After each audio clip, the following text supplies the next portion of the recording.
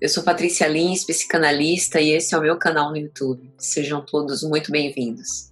Esse é o nosso quadro Pais, Mães, Filhos, Como Lidar, em que nós sempre trazemos para o debate da criação dos filhos alguns temas palpitantes para que a gente possa refletir, tentando vencer esse tabu que cerca algumas reflexões. E hoje o nosso tema é: como tratar a obesidade sem gordofobia? Quais são os limites entre o real risco à saúde, o comprometimento, a responsabilidade que os pais têm de tratar seus filhos, de bem orientá-los com esse discurso gordofóbico, preconceituoso que a gente vê, sobretudo no advento das redes sociais? Então, vamos falar um pouco sobre isso? Bom, hoje em dia é difícil negarmos pela ciência que a obesidade ocasiona diferentes problemas de saúde, desde diabetes até a morte. Porém, a obesidade não é a única causa dos problemas de saúde, o que implica dizer que isso não nos deve levar ao pensamento de que pelo fato de que alguém esteja com sobrepeso, seja obeso, isso vai deixar as pessoas com os dias contados, ou que quem não esteja nessa situação de obesidade, nessa condição de obesidade, para a medicina é uma condição de doença, está a salvo, né? Na situação da obesidade, o que os especialistas elucidam é que mesmo com os exames em ordem, o excesso de peso afeta a saúde.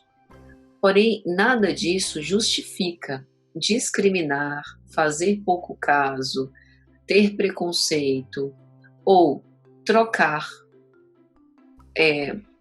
a pessoa pelo que ela é na sua essência por como ela se aparenta.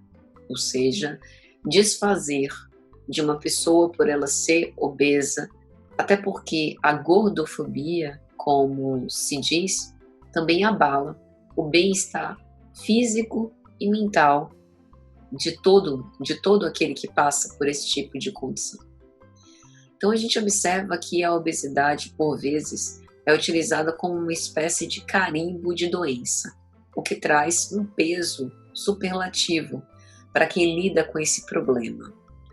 E lidar com o problema da obesidade, às vezes, ou melhor, quase nunca está limitado com fatores que, em geral, são colocados pelo senso comum como falta de vergonha, desleixo, falta de cuidado com a saúde, negligência, faz porque quer, porque é uma pessoa fraca, que não consegue levar adiante uma dieta, um exercício físico e todos os outros desdobramentos. É importante a gente começar a abrir um pouco, né, o nosso entendimento, a nossa consciência, de que, em geral, os sintomas observáveis, né, por essa acurácia humana, que tem um poder de crítica muito grande sobre os outros, é multifatorial, né? Há várias razões de origem orgânica, hormonal, muitas vezes, razões de origem emocional, por que não, né? E o fato de se considerar a obesidade uma doença também faz com que surjam os preconceitos, porque uma doença geralmente, quando é tratável, se administra, né, a sua medicação, o seu tratamento, a sua resolução, e a situação de doença se vence, a menos que seja uma doença crônica. Então é importante a gente ponderar que a obesidade é de fato uma doença, ela é sim causadora de complicações diversas no corpo, é o que a medicina nos diz. Mesmo quando os exames estão em ordem, o indivíduo tem risco aumentado para predisposição de várias doenças. A obesidade é um fator de risco. Não existe, a rigor, obesidade saudável. Os estudos médicos denotam que obesos têm 50% de mais chance de desenvolver uma doença cardiorrespiratória e quase 100% de desenvolver uma insuficiência cardíaca por conta dessa condição. O simples fato de ter excesso de peso já traz um risco. Só que, a despeito das questões clínicas que podem aparecer nos exames, outros aspectos não são testados pelos exames, como, por exemplo, as questões ligadas à depressão e outros transtornos, tanto de humor quanto de personalidade. Então, o obeso também pode trazer psicopatologias, problemas ligados à autoestima, transtornos de humor, depressão, ansiedade, problemas de adaptação, de relacionamento social, de relacionamento afetivo. E é por isso que é importante a gente tratar esse quadro como a maioria dos quadros humanos, como algo complexo e pode trazer causas genéticas, ambientais, de hábitos de vida. Então, a obesidade não deve ser associada com o nosso caráter, o que ocorre com a gordofobia, o julgamento moral feito com base apenas na aparência física, sem conhecer em essência a criatura, o ser humano. E essa ideia, que é bastante internalizada no nosso dia a dia, algo naturalizada para o nosso assombro, principalmente por parte de alguém que tem, por exemplo, um transtorno alimentar, que é também multifatorial. Dentre esses fatores, a pressão social para se encaixar no modelo, no certo padrão de beleza, né? A gente vê que dentro da família tem algumas questões que a gente pode trabalhar, como, por exemplo, a aceitação do próprio corpo, né? de se ver e se sentir bem, mas isso não deve ser um discurso também de tentar, como é que eu poderia dizer, agir como se eu menosprezasse os riscos reais que uma relação de excesso de peso causa na saúde humana.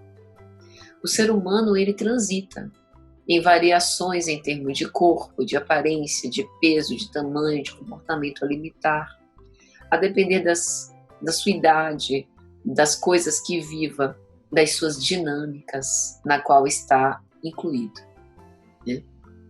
Por exemplo, se a gente pudesse comparar obesidade e sedentarismo, os dois maiores riscos coronarianos, né? Ambos são fatores de risco. Então, sob esse aspecto, o magro sedentário também tem riscos, como o obeso. Só que pela forma, a gente, se fosse dar uma opinião própria, né? Não, o que você acha, assim, que está com o pé mais próximo da cova, né?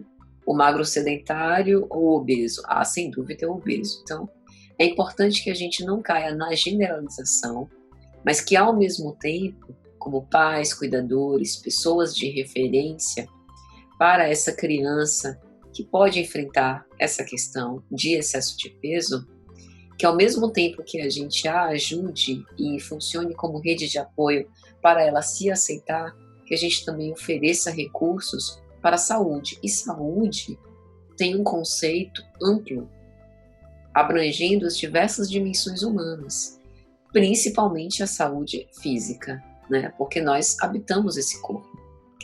Então passa pela questão da saúde física, da saúde mental, né? Das questões mais transcendentais, psicológicas.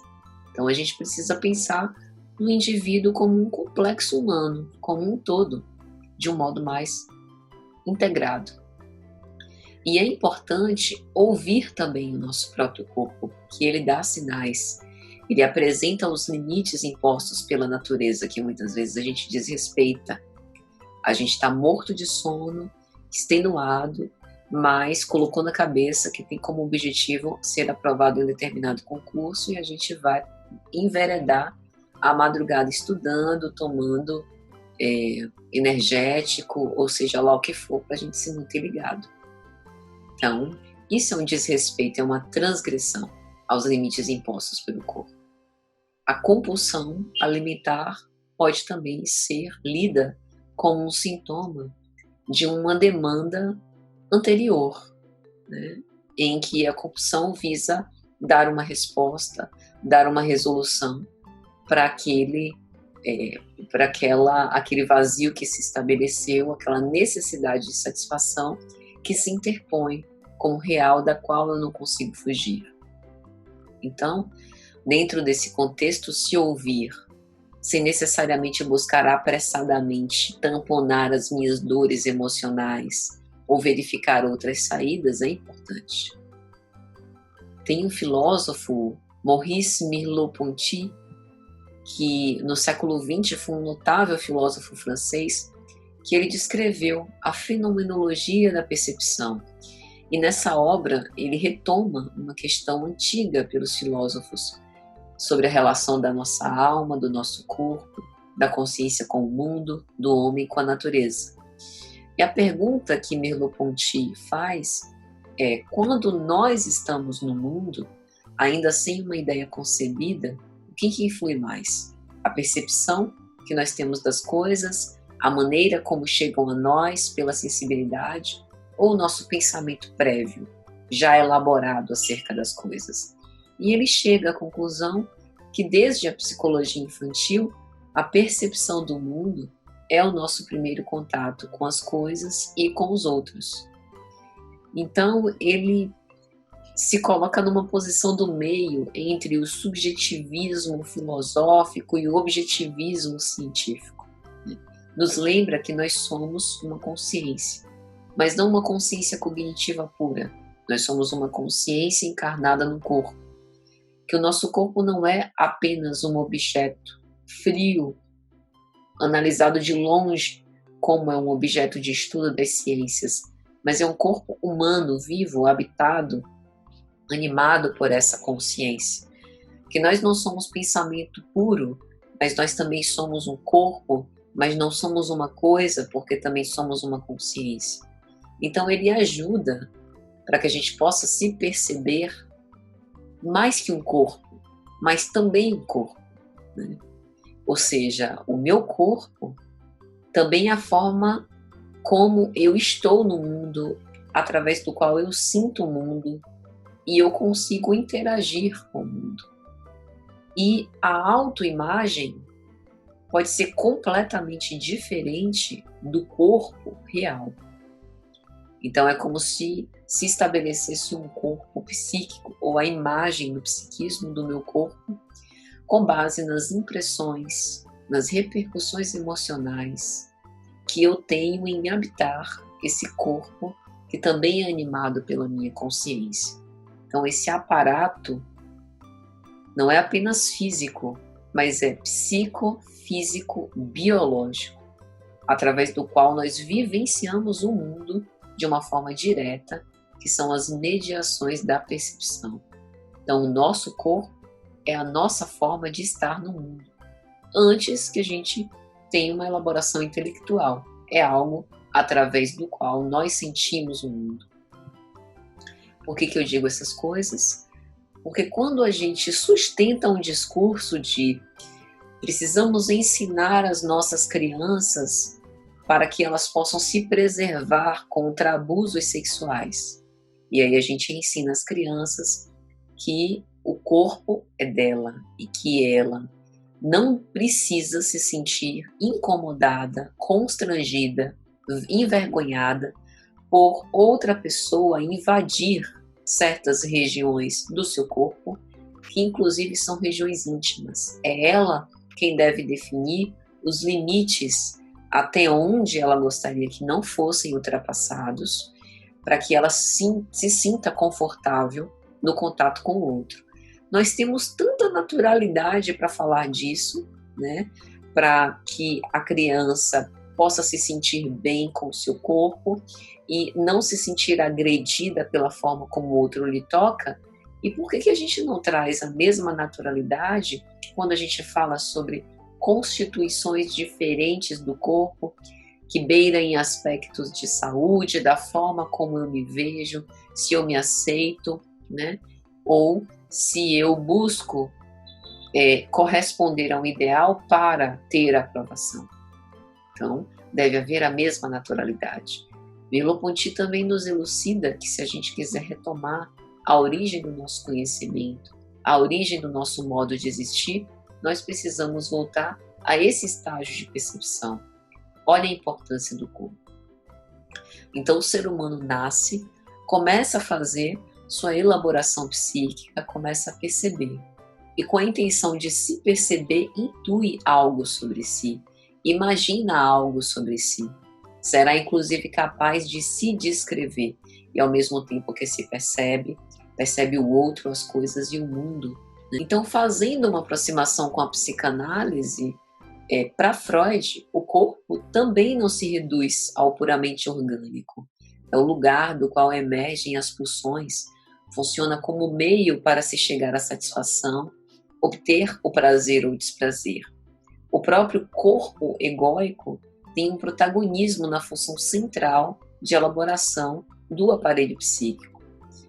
A gente vê que o conceito das pulsões é inclusive construído como fronteiriço entre o anímico e o somático, representante psíquico dos estímulos oriundos do corpo que alcançam a alma, com uma medida da exigência de trabalho imposta ao anímico em decorrência da sua relação com o temporal. Então nós precisamos ouvir o corpo, precisamos cuidar do corpo, estar bem nesse corpo. E aí a gente poderia, falando sobre corpo, estender esse pensamento para a transgeneridade, da não adaptação da identidade de gênero, né, com o gênero biológico, o sexo biológico, né, da transgeneridade ser essa distância da cisgeneridade, né? Cisgeneridade, quando eu tenho plena identificação do corpo que habito com a minha visão psicológica a respeito desse corpo, quando eu tenho plena identificação com esse gênero. E a transgeneridade, quando eu não tenho nenhuma identificação. Entre a cisgeneridade e a transgeneridade é uma grande distância. Mas como o nosso assunto hoje é essa questão da gordofobia e as discussões, reflexões com respeito à aceitação do corpo, né, e os cuidados também com a relação à obesidade, como pais, nós precisamos, antes de tudo, de ter a sensibilidade de perceber como os nossos filhos se percebem e de, enquanto eles estão sob os nossos cuidados, também sermos comprometidos o suficiente para que eles também tenham condições, além de emocionais, psicológicas, relacionais, físicas, de ter uma experiência bacana com o mundo, né? Então, o caminho da ponderação, né, de buscar esse encontro, também passa, né, por essa parentalidade que nos sustenta tanto e que é tão importante para o conceito de felicidade individual que mais tarde cada um de nós vai elaborar. Então, espero que tenha sido útil, que tenha sido esclarecedor de algum modo. Um grande abraço a todos. Esse foi o meu quadro Pais, Mães, Filhos, Como Lidar. E hoje nós fizemos um debate entre gordofobia e as questões que precisam ser dialogadas sobre obesidade. E te vejo na próxima.